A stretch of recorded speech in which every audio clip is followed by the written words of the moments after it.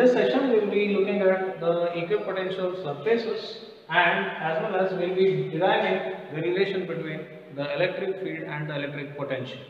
So firstly, let us understand what are equipotential surfaces.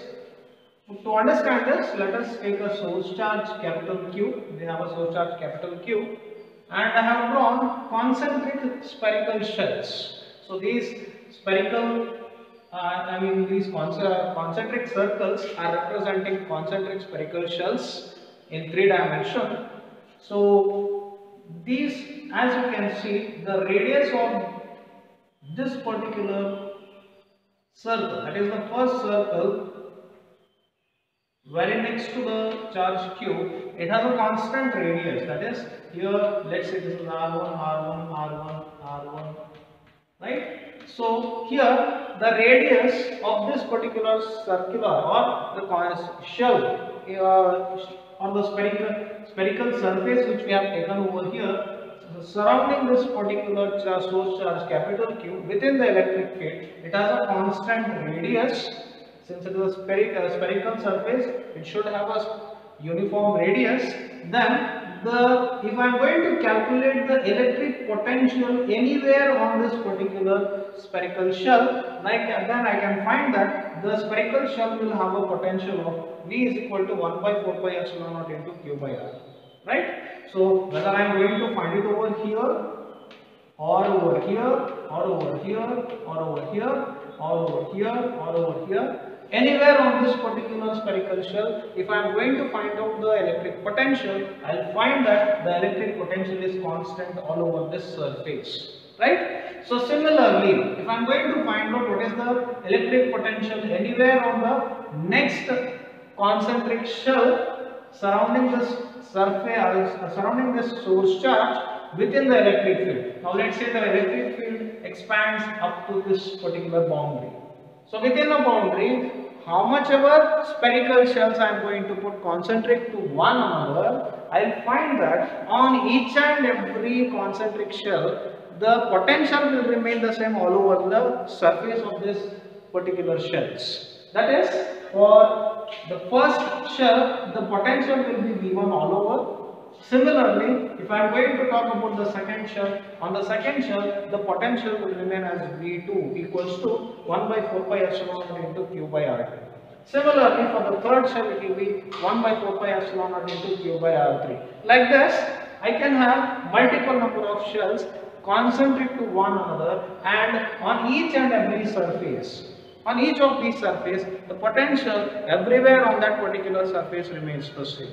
That is, individual shells will have constant potential all over the surface, and such kind of surfaces where the potential will remain a constant throughout, such kind of surfaces we call them as the equipotential surfaces. Okay? And remember one thing, as you can see here, at the point where the electric lines of forces are emerging out of these equipotential surfaces, you can see that the field lines are being normal to the surface. That is, the electric field lines will always be, that is, the direction of the electric field will be always normal to the equipotential surfaces. So this is about the this is about your equipotential surface.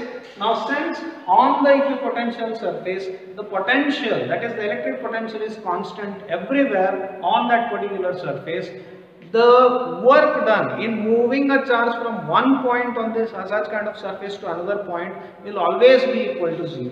The reason is very simple, because the potential difference can be actually defined as the work done in moving a unit positive test charge from one point to another point inside the electric field. So when the potential difference itself is 0, obviously the work done also will be equal to 0 on such kind of surfaces. So this is about your electric equipotential surfaces. Now let's come to the derivation of relation between the field and potential. Now, to understand about this, we have taken two equipotential surfaces. Two equipotential surfaces in the sense, one surface has the potential equal to V all over it, all over the surface, and that is A surface. You can see that the A surface is the below surface. I have taken two surfaces like this. So the below surface is going to be called as the A surface and above surface is going to be called as a B surface. This surface has a potential of V and the above surface has a potential of V plus dV. The difference in potential between these two surfaces, that is surface A and surface B, will be dV. That is, the potential difference between the two surfaces is dV volt. So I have taken two such kind of surfaces separated by a distance of dr, and I am taking a dr bar as the displacement vector along the direction of the the separation vector between the two surfaces is taken along the direction of the electric field. So you can see that now to find out the relation between electric field and electric potential, let us make use of the relation for the work done.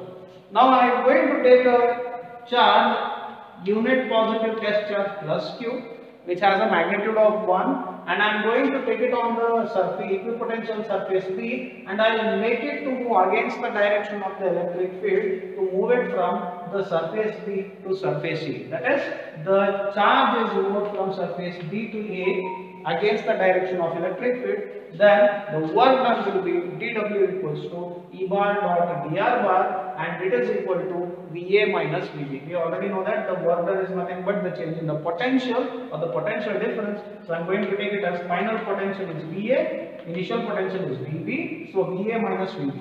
We already know that VA is equal to V. We already have taken it as V, and VB is nothing but V plus dV. So V minus of V plus dV, which is nothing but equals to minus dV. So E bar dot dr bar is nothing but equals to E into dr cos theta, which is equal to E dr. We already know that cos theta is equal to 1 here. The reason is because dr bar and E bar both are along the same direction. So due to that, we have cos 0 being equal to 1. Because E bar and dr bar are in the same direction, theta becomes equal to 0. So cos 0 is 1. So I got this as cos theta equal to 1. Now taking these two equations, we can see that E dr will be equals to minus dV and E is equal to minus dV by dr. That is magnitude of E bar equals to, that is magnitude of the electric field vector is equal to negative potential gradient. dV by dr is called as potential gradient. So there are certain things associated with this particular statement.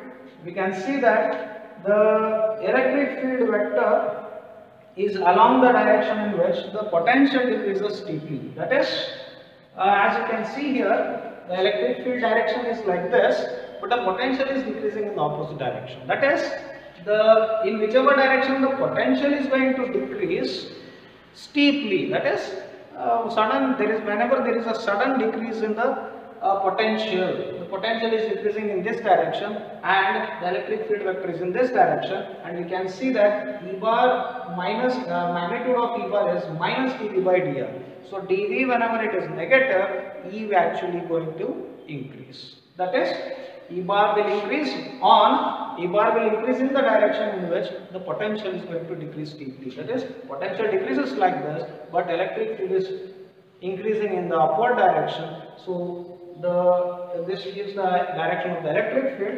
Next is electric field vector, that is magnitude of the electric field is given as the change in the magnitude of potential, that is whatever the difference in the potential between the two equipotential surfaces is taken divided by the displacement normal to the equipotential surfaces at that point. That is, we can see that E dr, I can take it as dr bar is nothing but the normal distance of separation, normal displacement between A surface and B surface. So this is about the relation between the field and potential, and some points very important to this particular aspect. So this is about your relations, and it is actually very important from the point of finding the electric field when the potential and displacement vectors are given, or in finding out what is the potential by taking the reverse equation, that is the inverse equation of this.